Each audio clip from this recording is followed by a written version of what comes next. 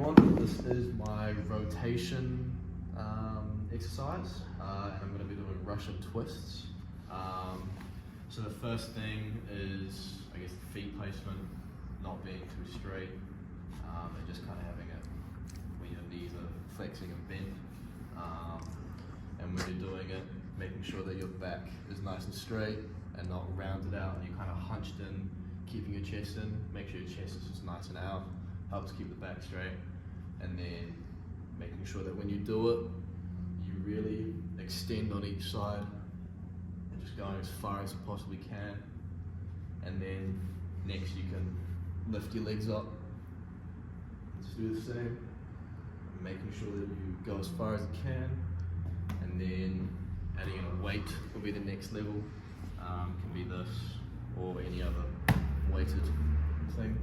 So again, try to go as far as you can on each side, really twisting your torso and just making sure that everything is the same speed. When you do these exercises, you're going to be working your abs, your obliques, hip flexors, and then also your quads and your hammies and your glutes are going to be helping that as a synergist. Yeah. And then the other thing is when you're doing the exercise, you don't want your knees to be flopping around and going everywhere, making sure that they're tied together and just restricting that movement of your legs so they're nice and still and not. Another safety tip that you can use when you're doing it, you want to make sure that your back is straight as possible and not rounding, just to help protect the lower back and prevent any future injuries while you do the Russian twist. Hey guys, this is my client Harry. Say hi. And I'm going to be teaching him or coaching him through a Russian twist and just showing him, I guess, the proper movement. So I guess the first thing I want him to do is just set his legs out, making sure that they're not too straight or too inside, making sure that they're an even, kind of in between the two. Starting to lean back just a little bit, but keeping his feet on the floor and just slowly rotating. And I think based off this first one, his arms are a little bit loose, and maybe his hips as well, so he needs to kind of try and keep them in and making sure that rotation is locked in and not flapping around everywhere. And then that looks pretty good to me. So I guess the next evolution would be just for him to lift his feet up, just to make that a little bit harder and try and perform that same exercise. And then the problem here, his legs, they're kind of flapping about. So for him, it would be getting his knees nice and tight together, locked in, and making sure that the rotation and the movement of his legs aren't flapping around and trying to keep that movement very minimal. And then the other one would be for him to grab the medicine ball here and perform the same exercise, but obviously it's a bit harder. And the main thing would be for him to lift his feet here to perform the true Russian exercise. Right, and the problem with that for Harry, he was keeping his chest quite locked in, caved in, which meant that his back was starting to round out, and that could be a potential injury.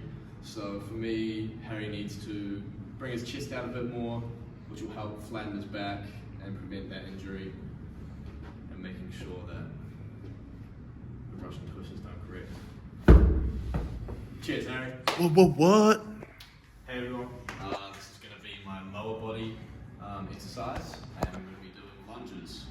So with a lunge, the main muscles that you're going to be working, quads, hammies, your glutes, and then with your synergist, you're going to be working your calves, and maybe your feet, maybe your abs, depending on, I guess, if you've got weight especially, that would engage them.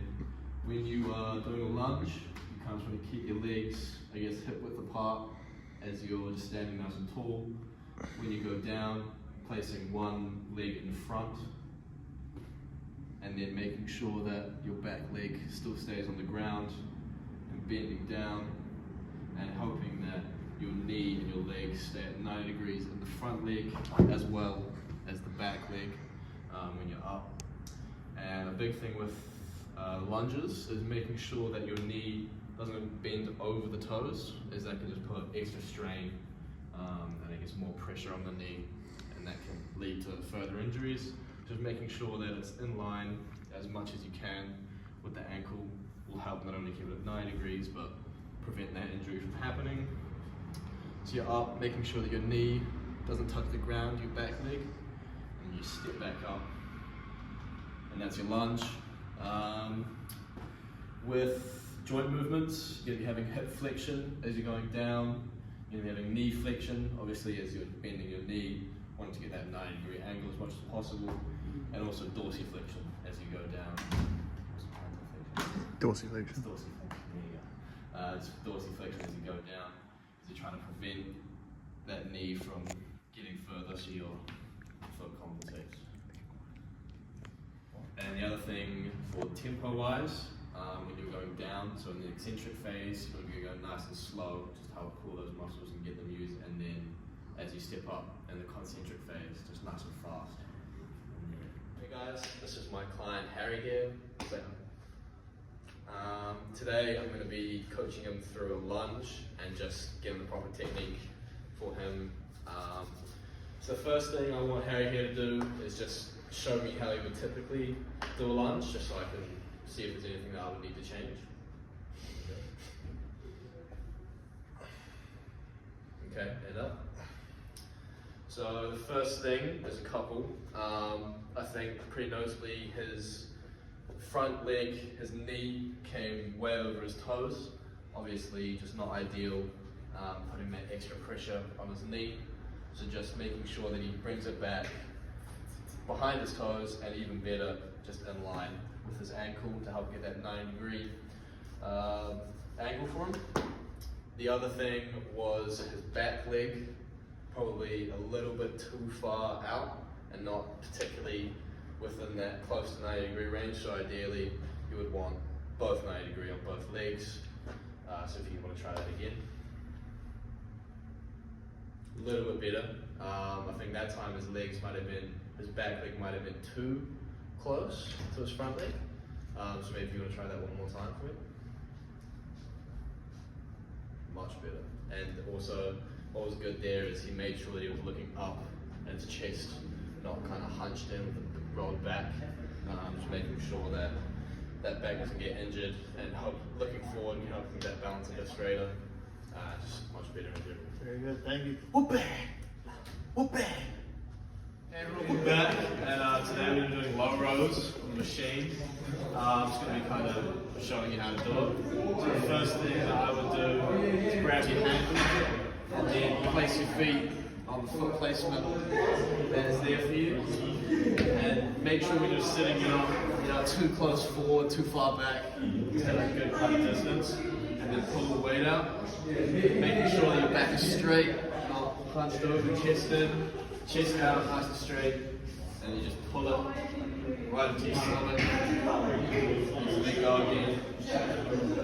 Pull again, and making sure when you do it, the elbows aren't kind of flailing out. Just kind of nice and tucked into the body, holding for a second, and then let go, and keeping that same tempo throughout. When you do it, the agonist muscles are mostly in your lats, with synergist muscles being a bit of bicep, a bit of lower back, a bit of traps. Joint movements, you're going to be having shoulder hyperextension, because as you're doing it, you're pulling your shoulder backwards, and you're obviously going to be having elbow flexion because you're flexing it. Yeah. Point is that you can change your attachment or handle, so it's a bit more for a close grip. If you wanted to, for a bit of a wider grip, depending on preference of the muscles you wanted to focus, you can change it. A safety tip that you can use is when you're pulling, making sure that you don't snap back too fast, making sure that your back is just straight throughout and not around.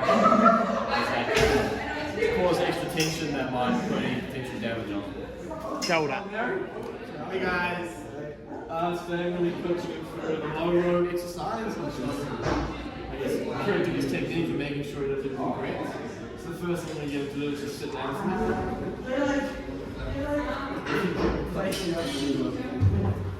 So the first thing I'm going to get him to grab the handle and then place his feet on the foot placement here.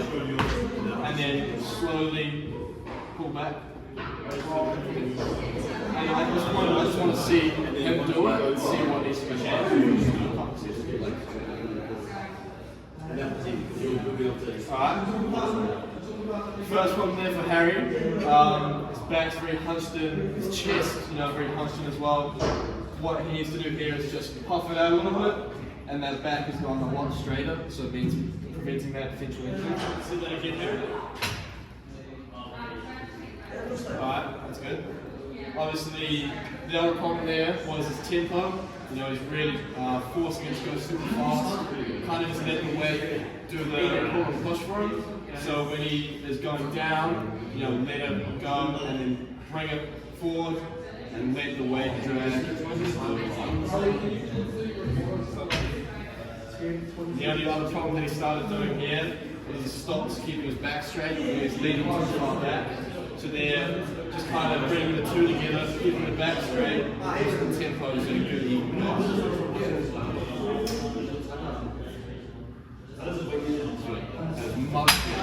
Thank you, Harry. We are here for my push exercise. We're doing tricep push downs. First, we'll just kind of go through the technique of how it works. The first thing is to get a grip of your handles, get comfortable, and then standing, not too close towards the machine here, and not too far away, so kind of make in between, and a good spot. Start to pull that weight down a little, making sure that when you do it, your elbows are nice and tucked in, not flaring out, and just pushing down, as so. And making sure that you don't hunch over and keeping your shoulders inside, being out, chest out, and making sure that's all sweet. Muscles used as an isolation exercise, you're only going to be mainly working your triceps. For joint movements, we're going to be doing elbow extension, as you're coming down from flexion to extension, and that's everything. And also the concentric and eccentric wise, the tempo, when you're pulling down, you're in the concentric phase, and as you're pulling up, you're in the eccentric phase. Just make sure when you push down, you really push down, slowly start to come up and then push down again. My client Harry here yet again, say hi. Hey guys. Hey. So today I'm going to be coaching him through some tricep push downs and just kind of make sure his technique is correct and everything. First thing I'm going to get him to do is just stand in front of the machine and grab the bars that are there. And first off, I'm going to just get him to do what he thinks would be correct. Awesome. First problem there for Hazard here, he's a bit too far away from the machine. So if you can just take maybe one, maybe two steps a bit closer to making sure that he's not too close, but also not too far. You can just try that again for me, please.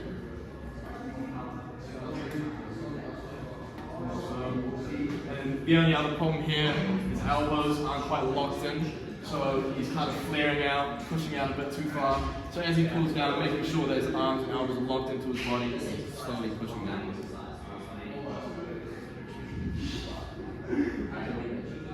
And the only other thing here that I'm going to give to him is his knees probably need to bend just a little bit instead of being so flat, because that helps him hinge down a bit further and makes the exercise a little bit easier.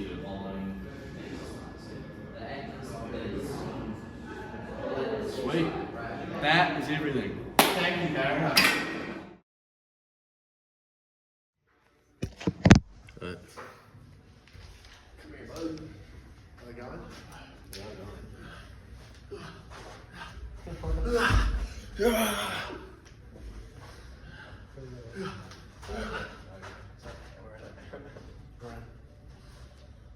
Hey everyone, this is my client Harry. So today,